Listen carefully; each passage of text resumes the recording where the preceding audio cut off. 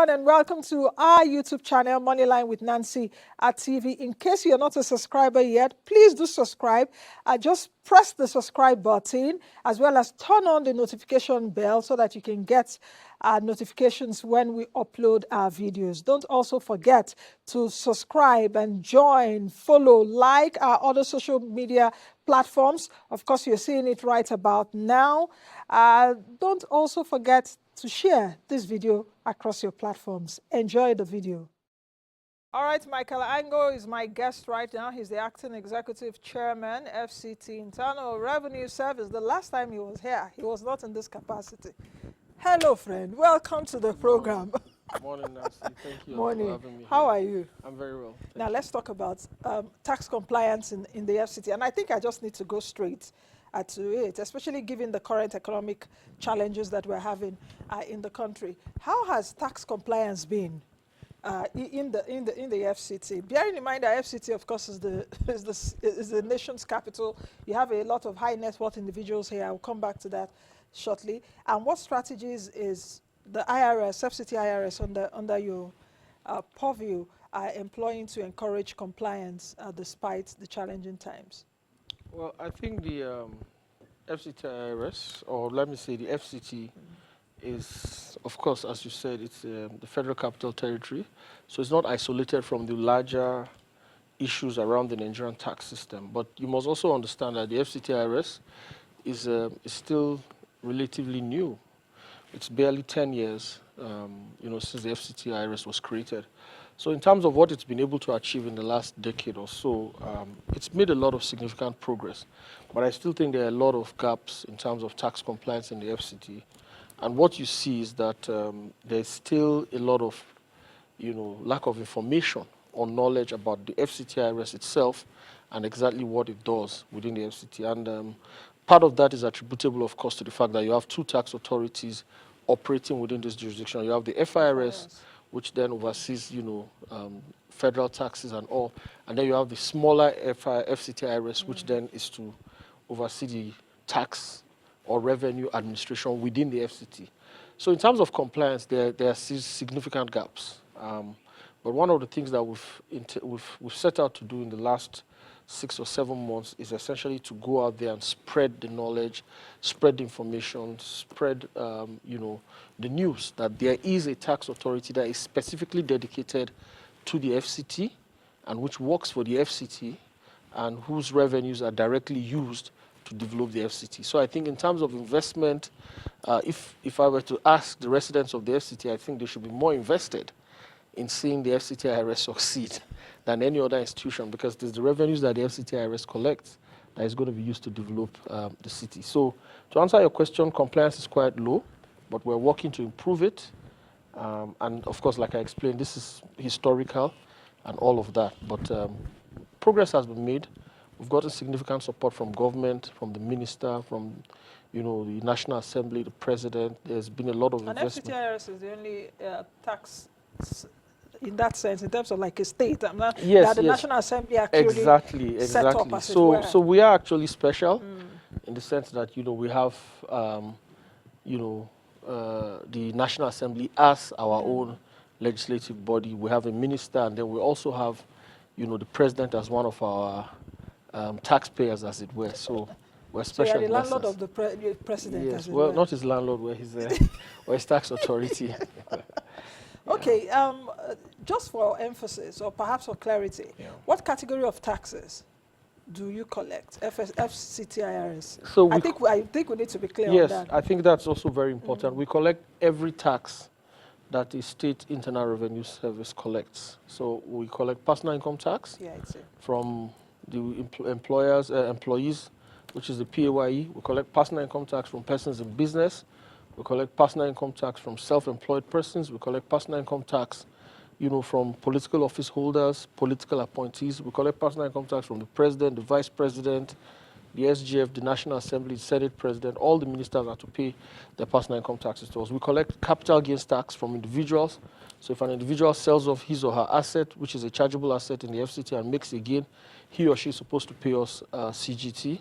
We collect stamp duties if two persons enter into a transaction which is a dutiable transaction, and stamp duty is due on such a transaction. They're supposed to pay us stamp duty. We collect other fees and levies on behalf of the FCT. For example, we're currently working, like I always say, with the area councils to assist them to collect their own revenue items, because we are the tax authority for the FCT, not just for the FCT administration. We collect, of course, every other due, as it were, that is, due to the FCT. So any revenue item, that is due to the FCT from individuals within the FCT. So as long as an individual is resident or works in the FCT and he has a tax, obligation, he or she is supposed to pay their taxes to the FCT. I know I've been paying my PIT to FCT IRS We'll confirm that now. For many years. Yes, confirm, please. I can even send it to you. I can send it to you after this show. Yeah. Anyway, let's talk about the high net worth individuals, yes. Which I talked about earlier. Last year, I know you introduced, I think, an initiative, which you, like a dedicated unit, I must say, to focus on high net worth individuals. How has that initiative impacted compliance among the wealthy, and what challenges have you encountered? Because there's this thing that rich people don't pay tax, and rich people will look for ways to evade tax. So don't come after me. I pay taxes. If you like, check. You will not find anything. So your question is very important, Nancy. And before I answer your question, I think it is good that the public knows why we created that dedicated unit. One of which is what you've alluded to in terms of, the general public always feels like, look, it is easy to tax the workers because, of course, they have to pay PAYE, it's deducted at source. It is easy to tax the lower income earners because, there's less resistance. But for us, what we're trying to do is to change the narrative. We believe that the FCT belongs to everybody, and those who benefit from the FCT should invest back into the FCT. And the easiest way to invest in the FCT is not to build your own borehole, is not to have your own security or to build your own solar. It is to actually pay your taxes. And we believe that any society that is going to develop, the highest earners within such a society have to be the persons who pay the most taxes.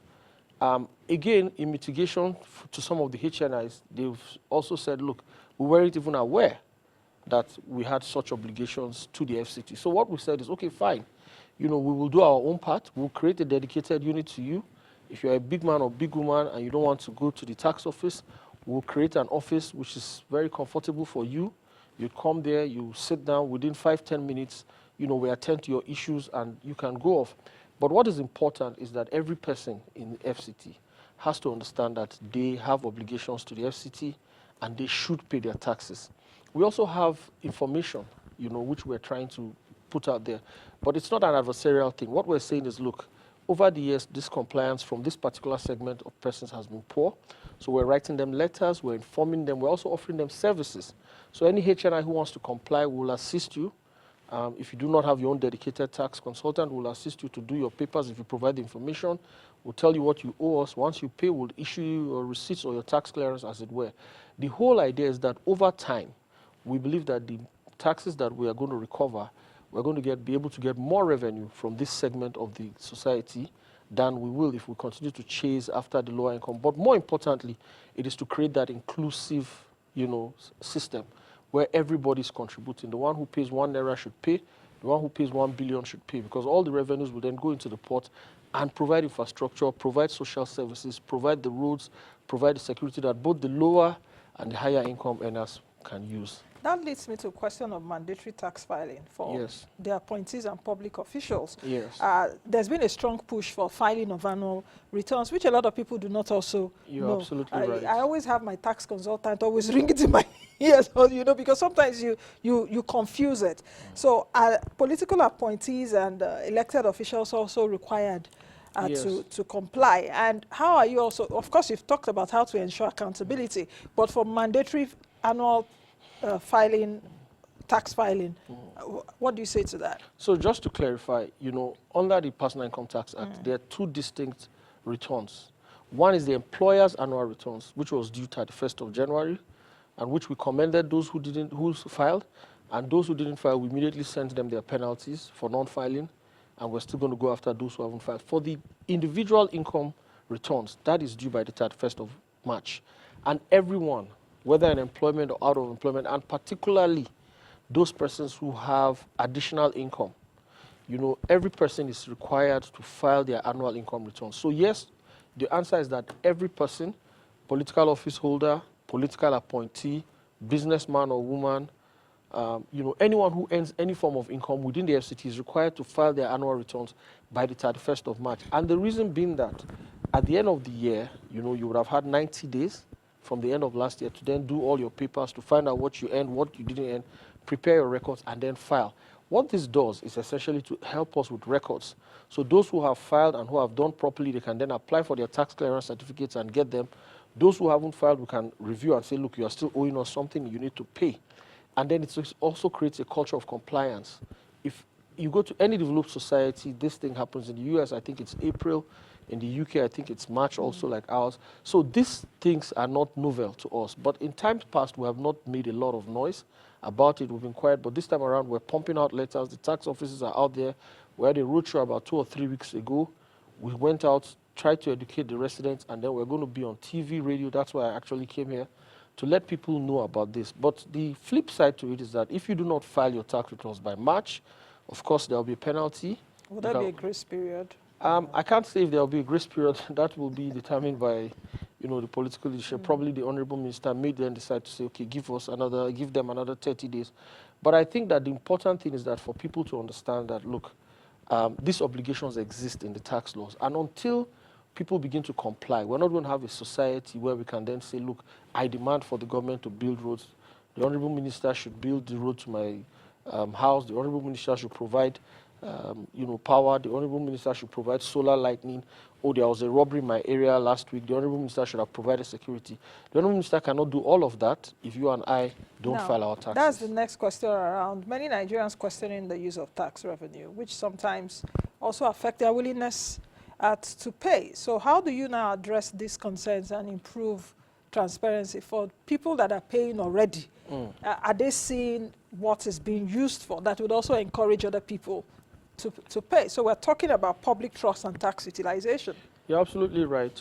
Public trust is one of the levers upon which you can build, you know, a compliant society, particularly with respect to civic obligations like taxation. That question is a valid question. What is my tax being used? But without sounding immodest, I think that most Abuja residents, when they ask themselves that question in the last year and a half or 2 years, I think they can easily answer it themselves. The reason being that we are seeing what these monies are being used for. We're seeing the road infrastructure. Abuja has become a huge construction site since the Honorable Minister came into office. We're seeing roads, even in the satellite towns, even in the area councils. We're seeing a lot of investment in social services. I sit in the FCT Exco, and I can tell you that every day we're, you know, approving contracts for building schools, for building hospitals, for building, you know, what do you call it, civic skills acquisition centers, for building stuff that is dedicated for women and children and the vulnerable. So a lot of investment is going on. Some of it takes time to, you know, come on board. But the reality is that I think most people who live in Abuja would agree that they can see, even if not completely, but they can see some of what their revenues are being used for. But on the other hand, we also as FCTIRS, what we try to do now is to let people know. And that's why from the beginning of the year, we held press conferences, we held press releases. We said, look, this is what we collected last year. We're to collect 250 billion. We collected 262 billion. That's how much you collected last year? Yes, we collected 262 billion 262 billion naira, yes. Okay. Which is a far cry, if you ask me, from what we can actually realize. Lagos did about 1 trillion last year, and I believe that Abuja should not be so far behind Lagos. But again, one should give the allowance for the fact, like I said, this is an agency or institution that is barely 10 years in the making. But the point, Nancy, is that, you know, government is doing a lot, some of which you and I cannot see. I mean, the minister cannot tell you what he's spending in terms of just the issue of manholes in this town. You know, they still love manholes. I know some of the efforts that have gone into stopping it. That was very distasteful. You understand? Last year, there was the issue of one chance. I think you are a journalist, so you will tell us the one chance has gone down in Abuja. Again, the minister cannot come and tell you, this is what I've spent on security, this is what I've done in terms of the FCT, Security Council and all of that. So some of the work that, you know, government actually uses revenue for, they cannot come and tell you this is what we're doing. But the ones you can see, I think we'll appreciate that. I live in this city. I've lived here for 17 years, and I can tell you that in the last 2 years, we have seen, or I have seen, let me speak for myself, I have seen significant investment in infrastructure that I have not seen in any other time period previously. So that means we came to Abuja almost the same time, because I'm almost heading to about 17 years of staying here. What date were you here? I came here in 2009. Okay, I got here 2008, so Yes, I'm yes. your senior in that regard. So let's talk about revenue growth strategies from Yeah. your end.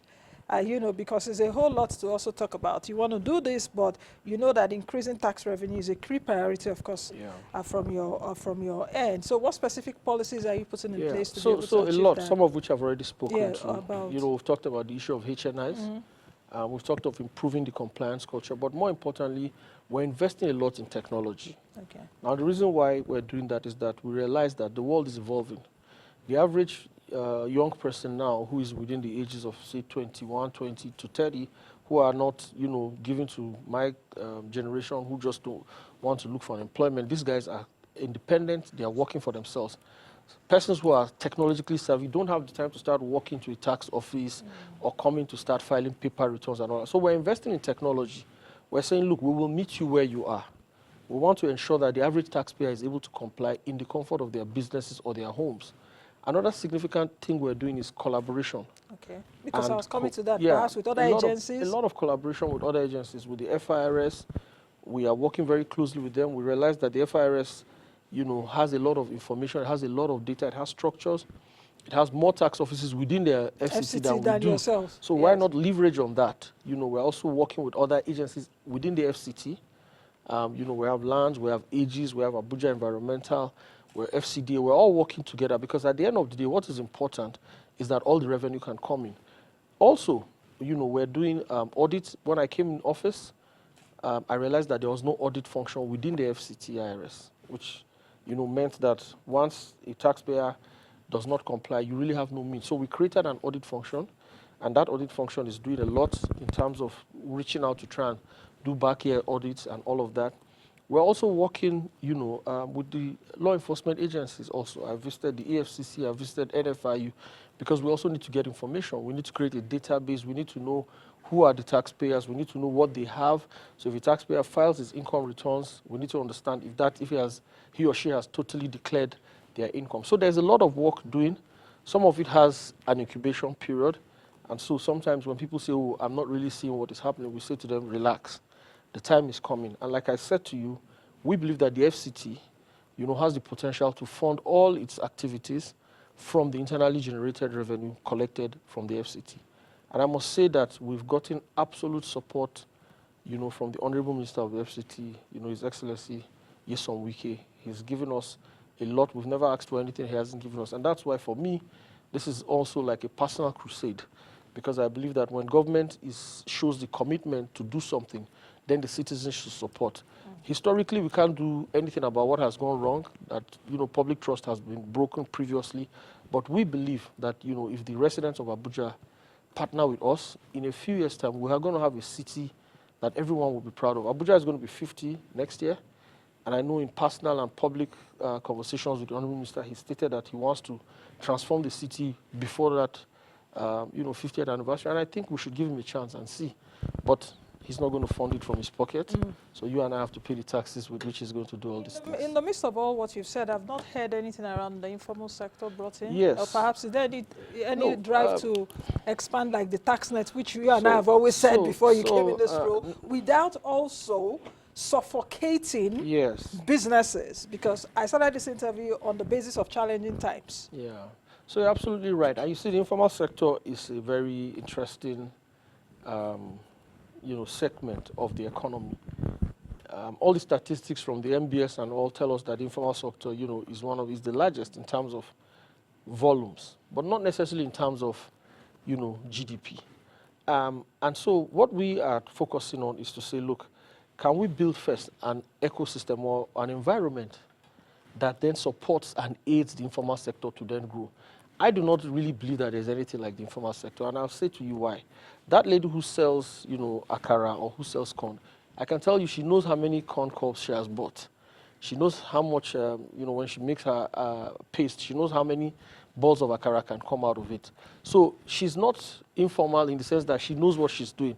She's informal in the sense that she doesn't have the records or she doesn't have structures. Yes. But what we can do as, you know, as revenue authorities and as government is to then say to those people, look, can we assist you with basic record keeping, for example, financial inclusion? Instead of collecting cash, can you have a POS? You know, then you can even partner with you know, banks and all that to have a small kiosk thereby.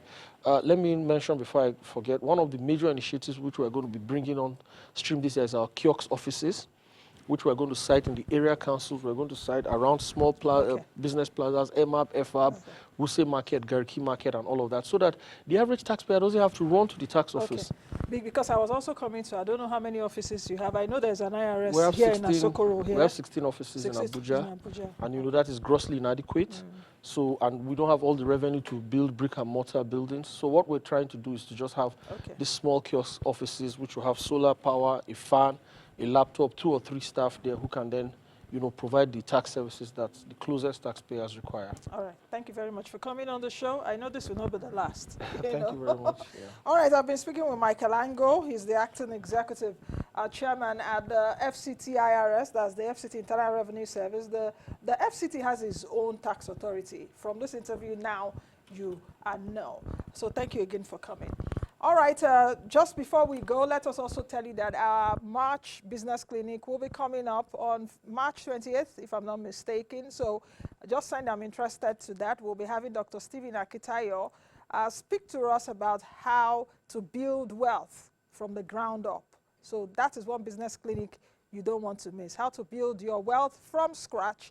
That is a man that has lived it, still living it, and we can tap from his wealth of experience. I'll see you all again tomorrow. Nancy Naji is my name. Be the best you can be.